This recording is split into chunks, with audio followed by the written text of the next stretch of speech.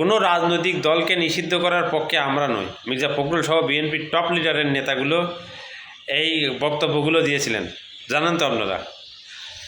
এখন সেই বিএনপির নেতারাই আওয়ামী লীগরে সংসদে পার্মানেন্টলি নিষিদ্ধ করলো। তখন ভোটের আগে কেন তারা বিএনপি নিষিদ্ধর পক্ষে ছিলেন না? কারণ তখন ভোটের দরকার ছিল। এখন তারা নিষিদ্ধ কেন করছে? কারণ হচ্ছে এখন যদি আওয়ামী লীগ প্লেস পায়, আওয়ামী লীগ তার স্পেস পায়, তাহলে বিএনপি বর্তমান এই নির্বাচনে যে ভোটটা পেয়েছে তার অর্ধেক ভোট কমে যাবে। অর্ধেক ভোট কমে গেলে বিএনপিতে তো পরবর্তীতে ক্ষমতা আসা বিএনপির জন্য টাফ হয়ে যাবে। এই জন্যেই বর্তমান সংসদে আওয়ামী লীগকে পার্মানেন্ট নিষিদ্ধ করা হয়েছে।